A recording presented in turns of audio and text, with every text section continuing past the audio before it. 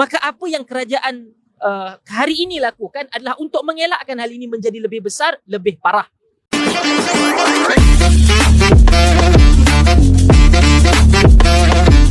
Kenapa isu ini kita angkat dan kenapa kita minta kepada semua pihak untuk bersuara dan wujudnya tindakan selepas daripada isu ini muncul. Dan kita tahu Yang Amat Berhormat Perdana Menteri dalam pertemuan beliau bersama dengan Kementerian Perpaduan Negara sehingga Isnin lalu, bagaimana beliau menyatakan bahawa hal ini tidak boleh untuk diteruskan dan PBT, saya tulis dalam media sosial saya, sekarang bola berada di kaki PBT, pihak berkuasa tempatan. Perdana Menteri telah umumkan kebenaran untuk mereka bertindak terhadap rumah-rumah ibadat yang tidak mendapat keizinan, yang tidak sah. Alright? Dan disusuli hari ini, iaitu 10 hari bulan Februari, Duli Yang Maha Mulia Sultan Selangor dengan secara tegas iko terhadap kenyataan Perdana Menteri.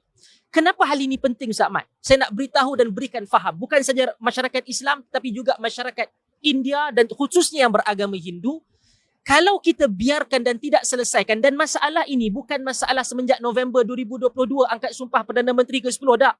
Ini puluhan tahun yang lalu. Hampir tidak ada satu pun parti politik ataupun Perdana Menteri yang berani untuk mengeluarkan kenyataan dan arahan bahawa hal ini mesti dituntaskan. Sebab ada isu undi masyarakat India ni. Mereka bimbang. Dan peliknya apabila Perdana Menteri bertegas, Perdana Menteri ke-10 PMX bertegas dalam bab ini, duka cita bila adanya nyinyiran, adanya sindiran daripada sebahagian orang Islam dan Melayu juga terhadap keputusan tersebut. Maka kenapa sekali lagi saya katakan, kerana saya bimbang rakyat menjadi hakim sendiri. Bayangkan kalau dia tak puas hati dan dia melihat bahawa kerajaan tidak bertindak, tidak memegang di atas dua prinsip rukun negara, keluhuran perlembagaan, kedaulatan undang-undang. Bayangkan dia kat rumah dia kontraktor. Dia ada backhoe ke?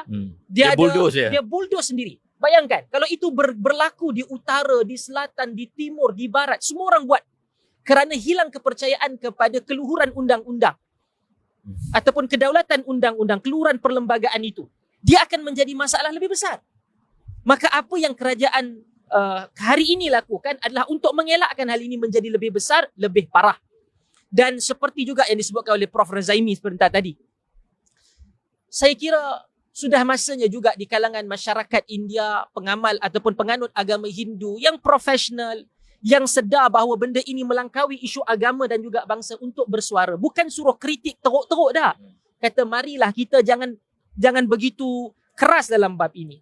Kerana silent minority ni, silent majority tidak bersuara yang menyebabkan minoriti yang bising ini mengawal naratif, mengawal masyarakat, yang akhirnya orang merasakan inilah suara masyarakat India.